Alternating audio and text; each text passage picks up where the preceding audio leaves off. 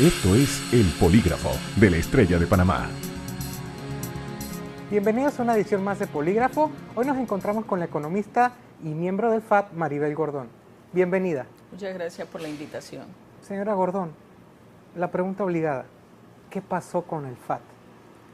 Bueno, el Frente Amplio por la Democracia sigue siendo un partido vigente en la medida que el torneo electoral del 4 de mayo no ha finalizado. Pero todos saben que va a desaparecer. Bueno, nosotros creemos que realmente en medio de todo el escándalo de fraude, de clientelismo político, de compra de votos, de corrupción, resulta injusto que se aplique una normativa que lo que haría es corroborar efectivamente el proceso de corrupción en el que están inmersas las institucionalidades de este país. Sin embargo, los integrantes del Frente Amplio por la Democracia nos hemos preparado para participar en los comicios electorales del día 14 y 21 de diciembre, pero además de ello hemos hecho un balance a nivel nacional, un balance que todo parece indicar el interés y el respaldo de la población para que este partido se mantenga. Así que de ser necesario nosotros estamos evaluando volver a reiniciar el proceso.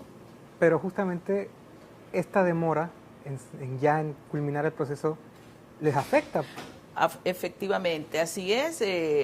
Realmente la institucionalidad lo que ha demostrado es de favorecer a quienes trabajamos con ética y con responsabilidad.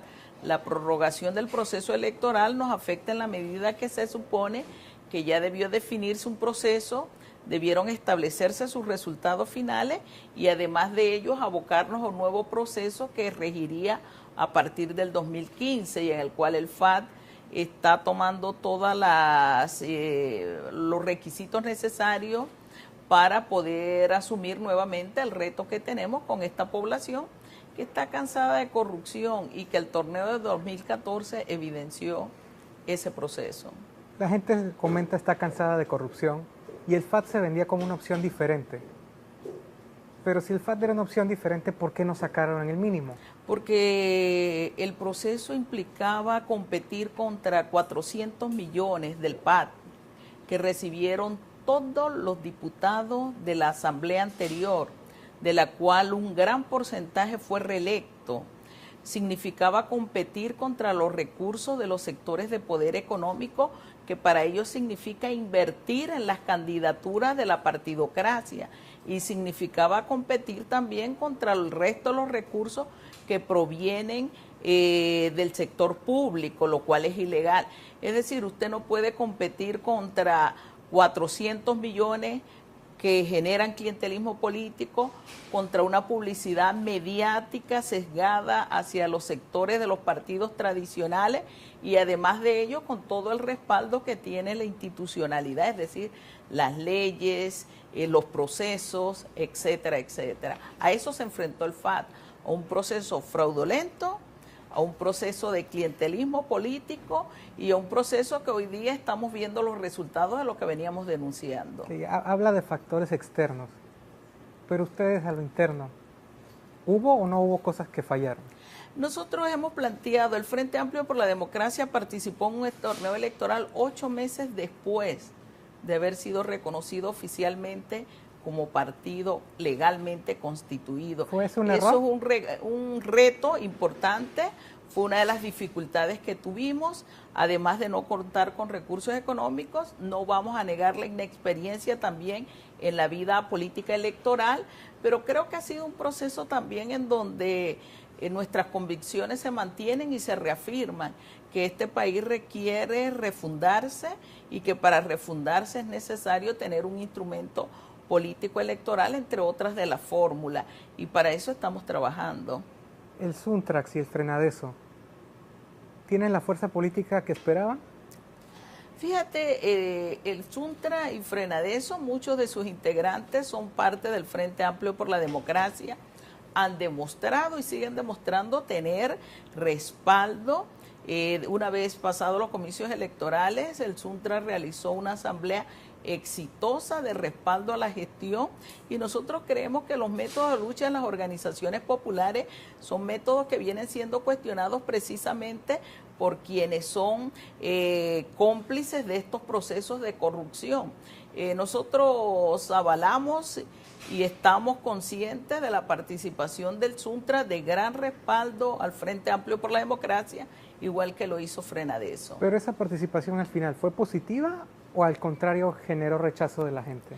Nosotros creemos que no generó rechazo, lo que generó fue una publicidad mediática que los medios de comunicación han tratado de manipular a sus intereses, a sus antojos, y eso es lo que venimos viviendo.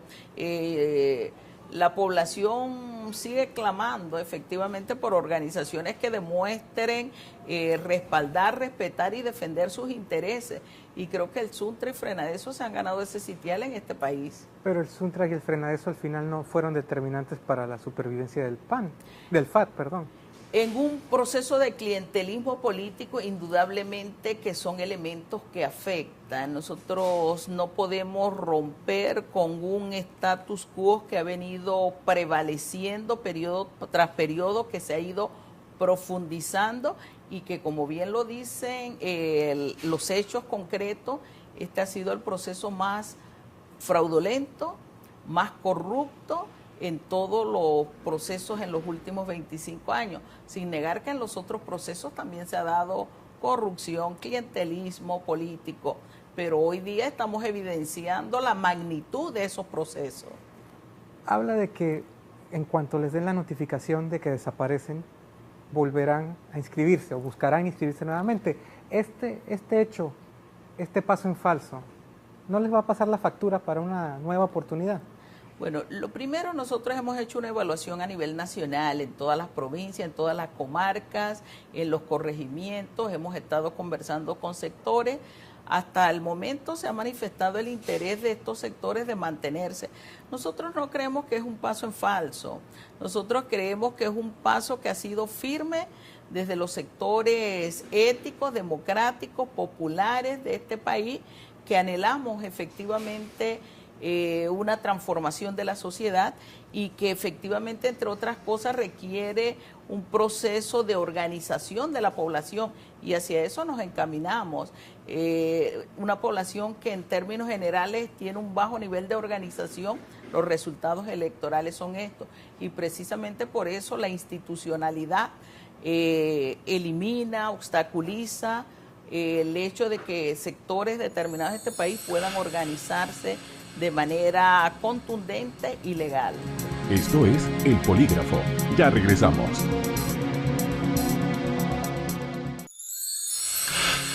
Estamos de vuelta con El Polígrafo. Estamos de vuelta en El Polígrafo, hoy con Maribel Gordón. Señora Gordón, y en este tiempo, están en una transición, pero el FAT no debería ser o no pretende ser un poco más beligerante. Nosotros lo hemos sido en el sentido que debe hacerlo el Frente Amplio por la Democracia. Hemos estado denunciando los procesos de corrupción que se han dado en este país, el clientelismo político que se ha impuesto. Hemos señalado que no es posible que en un país en donde se tienen que realizar elecciones en algunos circuitos por segunda vez por haber sido acausados de procesos fraudulentos, a los corruptos se les permita nuevamente correr.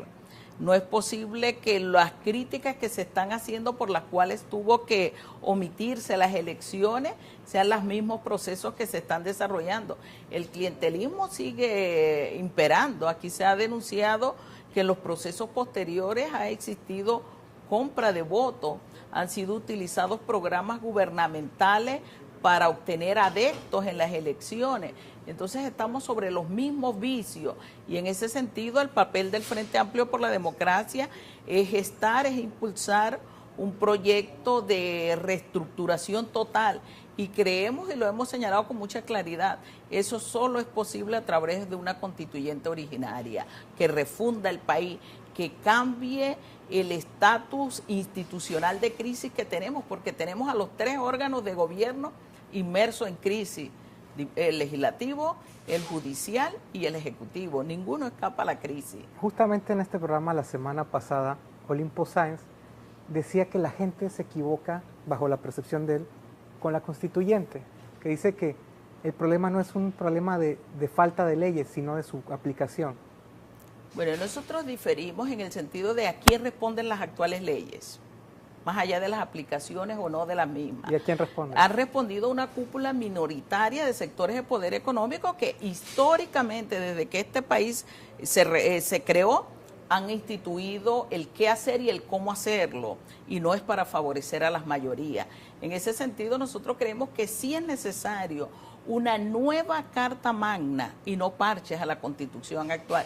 Y también hemos señalado con claridad, no puede ser la Asamblea Legislativa, la Asamblea de Diputados actuales, ni las anteriores, las que puedan establecer una nueva Constitución. ¿Pero qué indica que la nueva Constitución no va a tener reglas? Al final, ¿quién va a poner las reglas? Por eso nosotros planteamos una constituyente originaria autoconvocada, es decir, el pueblo debe designar su representante. Basta de que unas minorías definan el qué hacer de este país, el cómo hacerlo. ¿Y el es pueblo necesario que el pueblo organizado cree sus espacios, autoconvoque a esa asamblea constituyente originaria, que cree una nueva constitución y que allí se definan el qué hacer de este país, el cómo hacerlo. ¿Y el pueblo tiene las estructuras para competir con los partidos? Por eso decimos, no creemos en una constituyente paralela. Pero eso es lo que La dice... constituyente paralela significaría jugar con las mismas reglas. Pero justamente la Constitución dice que para reformarla es a través de la paralela. Nosotros decimos que el pueblo es soberano, y eso lo dice la Constitución también de esta República. Y si el pueblo es soberano, él puede gestar su propia institucionalidad y sus propias normativas. Cualquier acto que provenga de la definición del pueblo es un acto legal y es un acto legítimo. Y allí cabe la constituyente originaria. Más allá de cómo sea la constituyente, muchos sectores hablan de que a menos de un año de que el presidente Varela entró al gobierno, esta propuesta de una reforma se ha ido desinflando. Creemos que sí. El problema es que los sectores de poder económico y político saben que por parte de la población hay un descontento, que la gente no cree en ello y que producto de eso cada vez han tenido que utilizar más la institucionalidad mediática. Aquí varios voceros de los partidos tradicionales dijeron que el señor Varela llegó producto no de los partidos políticos, sino producto del papel que jugaron los medios de comunicación social en el torneo electoral. Eso es lo que nos lleva a nosotros a decir que bajo estas reglas del juego no es posible construir una constitución ética, una constitución que propenda al desarrollo nacional, a la equidad y la justicia social. Se requiere una nueva reorganización de esta sociedad y eso solo es posible refundando el país. ¿Y eso se considera que se puede conseguir de forma democrática? Nosotros creemos que sí, basta con organizar al pueblo. Y allí es donde tenemos que trabajar, es uno de los trabajos que se ha puesto como meta las organizaciones del movimiento social panameño y en ellos el Frente Amplio por la Democracia. La necesidad de organizar el pueblo, crear cabildos abiertos que discutan el quehacer de este país, los temas principales a nivel nacional e internacional y que defina hacia dónde vamos, el rumbo de este país. Cuáles son los principios sobre los cuales se va a regir la sociedad panameña. Y obviamente tienen que ser principios éticos, democráticos, patrióticos, nacionales, en el contexto de un desarrollo económico sostenible, en el contexto de una economía para la vida y no para la ganancia. Creemos que la población panameña tarde o temprano va a dar esos pasos y la partidocracia lo sabe. Mucha gente habla, Juan Carlos Varela, una de sus promesas de campaña era ser distinto a lo que se venía dando. Sin embargo, una de las mayores críticas es que hay muchas cosas en que se parece a Ricardo Martinelli. Bueno, yo diría en todas, excepto en ser impulsivo. Pero su política económica ha sido la misma que la del señor Martinelli. Su actuación en estos procesos electorales que deben culminar ha sido la misma. Es decir, no hay cambios. Pero Ricardo Martinelli, contrario a lo que podría parecer, sigue ganando curules. Porque Varela sigue utilizando los mismos métodos. Y eso es una realidad concreta. Aquí la definición de la Contralora de la República, la definición de la Procuradora de la Nación, no distan de los métodos que se han venido cuestionando periodo tras periodo. ¿Cuál es el cambio? ¿No hay cambio? No hay cambio.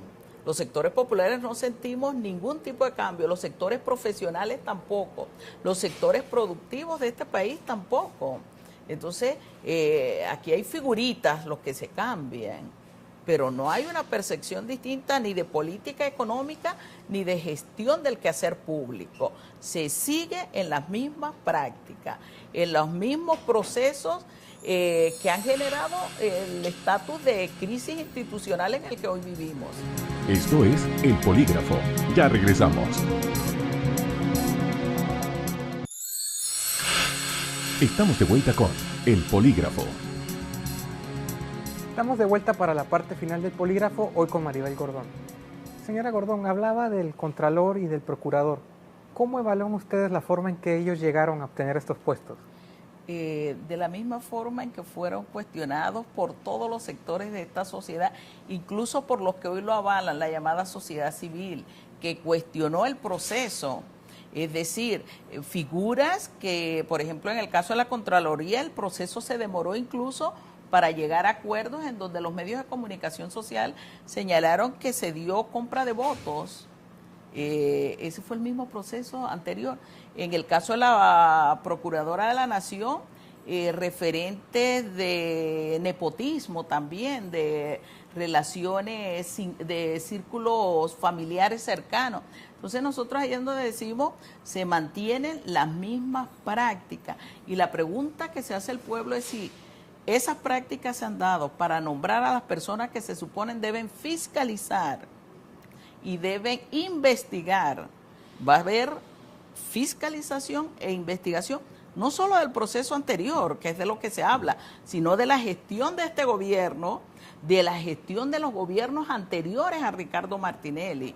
Y ahí es donde la mayoría de la población creemos que no se va a dar, porque los métodos han sido los mismos. Usted comentaba que los diputados todos recibieron dinero del PAN. Bueno, eso es lo que han publicado las propias instituciones oficiales, el MEF. ¿Y usted cree que si todos están involucrados, cree que ellos van a querer que se investigue? Esa es la pregunta.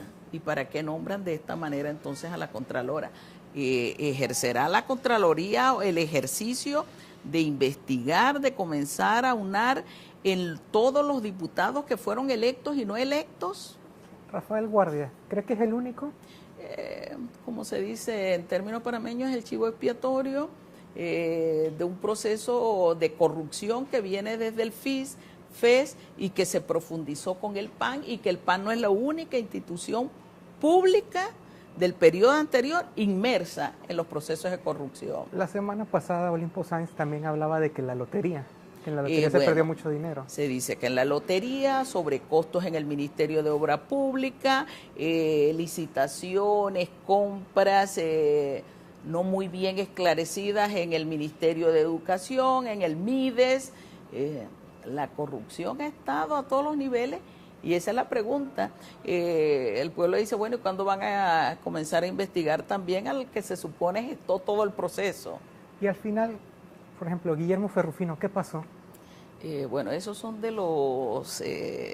las figuras, nosotros sentimos, puestas por la información mediática y que posteriormente comienzan ellos mismos a desdibujar el nivel de corrupción que se señala a ese nivel.